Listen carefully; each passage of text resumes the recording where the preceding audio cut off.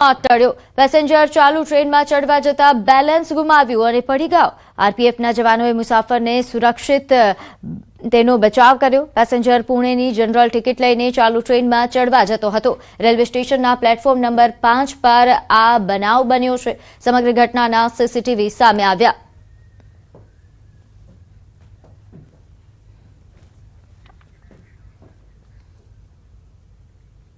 મધમાખીથી બચવા તળાવમાં કૂદેલા આધેડનું મોત નીપજ્યું। સુરેન્દ્રનગરના ચોટીલાના રેશમિયા ગામની આ ઘટના છે, જ્યાં તળાવમાં ડૂબી જવાથી આધેડનું મોત થયું। તળાવ પાસે ઝેરી મધમાખીએ હુમલો કર્યો હતો। મધમાખીથી બચવા તળાવમાં કૂદકો માર્યો। તળાવમાં કીચડમાં ફસાઈ જતા આધેડનું મોત થયું। પરિવારજનોમાં હાલ શોકની લાગણી ફેલાઈ।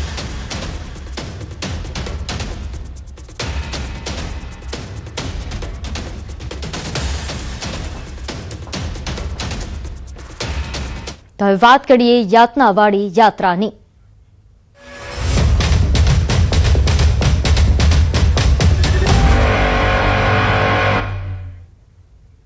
ગુજરાતનું આર્થિક પાટનગર સુરત કે જ્યાં ઉત્તર પ્રદેશ અને બિહારના લોકોની મુશ્કેલીઓ વધી રહી છે। હોળીને લઈને અહીં વતન જનારા લોકો છેલ્લા 24 કલાકથી સુરતના ઉધના સ્ટેશન પર બેઠેલા જોવા મળ્યા। આજે પ્રથમ ટ્રેન ઉત્તર પ્રદેશ ખાતે નીકળી ગઈ। બીજી ટ્રેન 2 કલાક બાદ બિહાર જવા રવાના થશે। 2 મહિનાથી બુકિંગનો પ્રયાસ કરવા છતાં લોકોને ટિકિટ નથી મળતી। બુકિંગની ટિકિટના 800 રૂપિયા ખર્ચ્યા બાદ પણ જનરલ ડબ્બામાં ચડી જાય છે, જેથી હેરાનગતિ થાય છે। 400 રૂપિયાની ઓપન ટિકિટમાં 24 કલાક પહેલા સ્ટેશન પર લાઇનમાં લાગવું પડે છે। વર્ષોથી આ જ સ્થિતિ સુરતના ઉધના સ્ટેશન પર જોવા મળે છે। તહેવારોમાં સ્પેશિયલ અને હોલિડે ટ્રેનની સરકાર જાહેરાત તો કરે છે, પણ ટ્રેન ક્યાં જાય છે, લોકોએ આ સવાલ પૂછ્યો।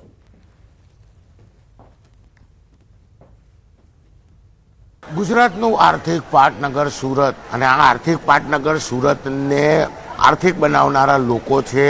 આ તમામ લોકો કે જે પોતાના પરિવારને, પોતાનું રાજ્ય, પોતાના સગા સંબંધીઓને છોડીને રોજીરોટીની તલાશમાં આવીને સુરતમાં વસ્યા છે, પણ વાર તહેવાર આવે ત્યારે આ તમામ લોકો જાય છે પોતાના પરિવાર પાસે, પોતાના સંબંધીઓ પાસે, પણ મુશ્કેલીઓથી વચ્ચેથી પસાર થઈને।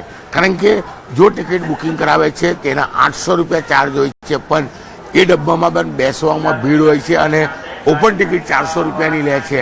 પણ એટલું કહી શકાય કે 800 રૂપિયાની ટિકિટમાં કદાચ ટ્રેન પર ડાયરેક્ટ બેસાય, પણ 400 રૂપિયાની ટિકિટમાં 24 કલાક પહેલા લાઇનમાં તમામ લોકો લાગે છે। આપણે લોકો સાથે વાત કરવાનો પ્રયાસ કરીશું, કારણ કે ડબ્બામાં બેઠા પછી 100ના ડબ્બામાં 300 થી 400 લોકોને બેસાડવામાં આવે છે। ઘણા બધા યુવાનો છે, આપણે સીધા એની સાથે વાત કરીશું। आ जाइए भैया, क्या नाम है आपका?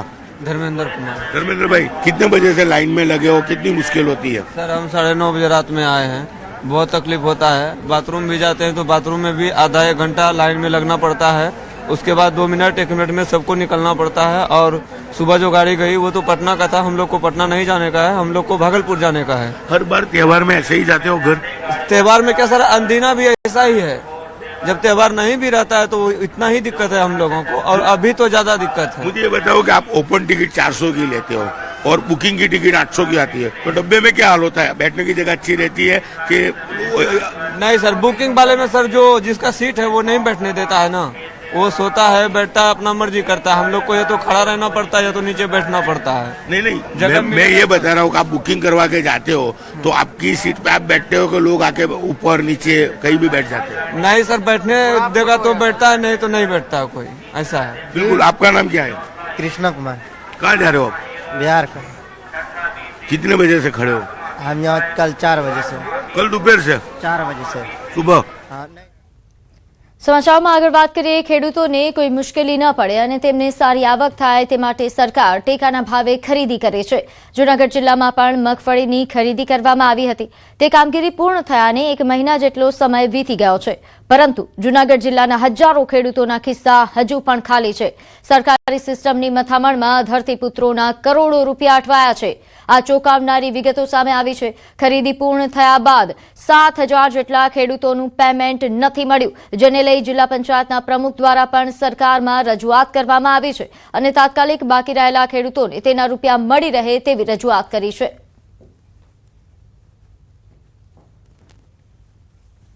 સરકારને વિનંતી છે અને ઉપલા લેવલના જે અધિકારી બેઠા છે એને, મંત્રીઓ છે, બધાને મારી એવી વિનંતી છે કે આ ખેડૂતના જે પૈસા છે એ એમ કહેતા હતા કે તમે 15 દીમાં તમારા ખાતામાં પૈસા આવી જાય. અરે 15 દી નહીં, કેટલા 6-7 મહિના 5 મહિના થઈ ગયા. હવે એ ખેડૂતને કરવાનું, મારી પાસે ઉછીને લીધા, હું ની પાસે ખેડૂતને કરવાનું, આપઘાત કરવાની, તો તાત્કાલિક પૈસા આપો, નકર ગાંધી માર્ગે અમે આંદોલન કરશું. સરકારે ટેકાના ભાવે મગફળી લઈ લીધી અને કરોડો અબજો રૂપિયા ખેડૂતના વાપરે, ખેડૂતના પૈસા સરકાર હકાવવાની છે. તાત્કાલિક ધોરણે અમારા ખેડૂતના પૈસા છૂટા કરી દો, અને એ પણ જેટલા મહિના મોડા આપ્યા છે, જેટલા દિવસો મોડા આપ્યા છે, એનું વ્યાજ સાથે ખેડૂતોને પૈસા આપવા જોઈએ. તો જ ખેડૂતોને એના પૈસાનું વળતર મળે, નહીતર આ ટેકો છે એ રાજ્ય સરકારનો ટેકો સાબિત થાય. તો બીજી તરફ જિલ્લા ખેતીવાડી અધિકારી દ્વારા જણાવાયું હતું કે ઉચ્ચ કક્ષાએ પત્ર વ્યવહાર શરૂ કર્યો છે. પેમેન્ટ ફેલ થવા પાછળ ટેકનિકલ કારણો જવાબદાર છે. અનેક ખેડૂતોના બેંક ખાતા સાથે આધાર લિંક ન હોવાથી પેમેન્ટ પ્રોસેસ અટક્યા હોવાનું સામે આવ્યું, જેને લઈને વહેલી તકે ખેડૂતોને પોતાની રકમ મળી રહે તેવા પ્રયાસો કરવામાં આવી રહ્યા છે. આપણે મગફળી જે ખરીદી કરી ટેકાના ભાવે, એમાં એની ચૂકવણા એજન્સી આપણી સેન્ટ્રલ નોડલ એજન્સી જે છે એને ચૂકવણું હજી અમુક કર્યા જે છે એમાં ફેલ થયેલા ને એવા બધા જે કેસો છે આધાર લિંક ન હોય કે એવા કિસ્સામાં ખેડૂતોને હજી સુધી પેમેન્ટ મળ્યા નથી. આ તમામ રજૂઆતો લઈને અમે ખાતા કક્ષાએ અને એજન્સીને પણ જાણ કરી છે. જૂનાગઢ જિલ્લામાં અંદાજે 7,000 જેવા ખેડૂતો જે છે એનું હજી ચૂકવણું બાકી બોલે છે આજની તારીખે. આમ એક તરફ ખેડૂતો માટે સરકાર મોટી વાતો કરી રહી છે, ત્યારે ટેકાના ભાવે મગફળીની ખરીદી તો સરકારે કરી લીધી, પણ ખેડૂતોના પરસેવાના પૈસા તેને ક્યારે મળશે તે હવે જોવું રહ્યું. સમાચારમાં આગળ વાત કરીએ પોરબંદરની. અહીં પોરબંદર મહાનગરપાલિકા શહેરમાં ખુલ્લેઆમ ગંદકી ફેલાવી રહી હોય તેવા દ્રશ્યો સર્જાયા છે. જુબેલી પુલ નીચેથી પાઇપ મારફત આસપાસના વિસ્તારનું ગટરનું ગંદુ પાણી સીધું જ ખાડીમાં ઠાલવવામાં આવી રહ્યું છે. નિયમ મુજબ આ ગંદા પાણીને ટ્રીટમેન્ટ માટે બોખીરા સ્થિત એસટીપી પ્લાન્ટમાં મોકલવાનું હોય છે, પરંતુ આશ્ચર્યની વાત એ છે કે પ્લાન્ટમાં પાણી નાખવાના બદલે પાલિકા શોર્ટકટ અપનાવી રહી છે. આ ગંદુ પાણી ખાડીના મારફતે સુભાષનગર બંદર તરફ જાય છે અને અંતે અરબી સમુદ્રમાં ભળે છે. એટલે કે માત્ર ખાડી જ નહીં પરંતુ દરિયાઈ સૃષ્ટિને પણ મનપા પ્રદૂષિત કરી રહી છે. આ અંગે મનપાના ડેપ્યુટી કમિશનરે જણાવ્યું કે પમ્પિંગ મોટર ખરાબ હોવાથી આ રીતે બાયપાસ થઈ રહ્યું છે, પરંતુ વહેલી તકે આ ગટરના પાણી આ એસટીપી સુધી પહોંચે તે માટે કાર્યવાહી કરવામાં આવશે. યુજ્યુઅલી અમારી લાઈન છે એટલે એમાં અમારું એમપીએસ છે, એમાં ઇસ્યુ સર્જાયું છે. નીચાણવાળા વિસ્તારમાંથી અમારે એસટીપી સુધી પાણી લઈ જવાનું થાય તો અમે પંપ મારફતે લઈ જતા હોઈએ છીએ. એ પંપમાં ઇસ્યુ સર્જાયું છે, ટૂંક સમયમાં સોલ્વ થશે ત્યારે આ પાણીનો અમે નિકાલ કરીશું. તો ભાવનગરના પાલિતાણામાં આવાસ યોજનાના નોડલ ઓફિસર નિકિતાબેન પર આવાસ યોજનાના લાભાર્થી પૈસાની માંગણી કરતા હોવાનો આક્ષેપ કર્યો છે. વાત કંઈક એવી છે કે પાલિતાણામાં આવેલ મોટી રાજસ્થળી રોડ પર સીતારામ રેસીડન્સી આવેલી છે, જ્યાં અરવિંદભાઈ મેર નામના વ્યક્તિએ તેમની પત્ની અને માતાના નામે 2 આવાસના ફોર્મ ભરી પાલિતાણા નગરપાલિકા પાસેથી 7 લાખ રૂપિયા લીધા હતા. જ્યારે આવાસ યોજનાના નોડલ ઓફિસર નિકિતાબેન સ્થળ તપાસે ગયા ત્યારે ત્યાં 2 નહીં પરંતુ 1 જ મકાન બનાવાયું હતું, જેથી નોડલ ઓફિસરે 1 આવાસના પૈસા પરત કરવા કહ્યું, જેની માંગણી કરતા હપ્તા દ્વારા આપવાની વાત લાભાર્થીએ જણાવી. જે હપ્તાની માંગણી નોડલ ઓફિસર ફોન કરી તેમજ મેસેજ કરીને કરતા હતા. લાભાર્થી ઓડિયો તેમજ મેસેજ વાયરલ કરી બદનામ કરવાનો આક્ષેપ નોડલ ઓફિસરે કર્યો છે. ઓડિયો વાયરલ કરતા સમગ્ર મામલો સામે આવ્યો. આ મામલે હાલ તપાસ ચાલી રહી છે.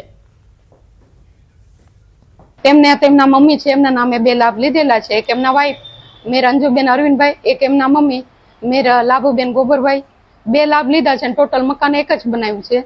તો હું વારંવાર એમને કોલ કરતી હતી કે 3.5 લાખ રિકવરી કરવા માટે. 2 વખત મેં નોટિસ પણ આપેલી. તો એમને એવું કીધું કે મારી પરિસ્થિતિ ખરાબ છે, મને હપ્તા સિસ્ટમ તમે કરી દો. તો મેં 30,000 હપ્તા પેઠે કરી દીધું. ત્યાર પછી એને ફોનમાં બ્લોક કરી દીધા. એટલે મેં એને મેસેજ પણ કરેલા. તો મારી પાછળ ગાડી લઈને આવ્યા અને રોડ ઉપર મને ધમકી આપી કે બેન મારા 3.5 લાખ તમે રિકવરી કરવાનું કહો છો, હું તમારો વિડીયો વાયરલ કરી દઈશ. જે ઓડિયો વિડીયો છે એમાં નાણાકીય બાબતની ચર્ચા થયેલી છે, પણ હકીકતલક્ષી તપાસ કર્યા પછી સાચી ખબર પડી શકે એમ છે. હવે વાત મિશન સેમિકન્ડક્ટરની.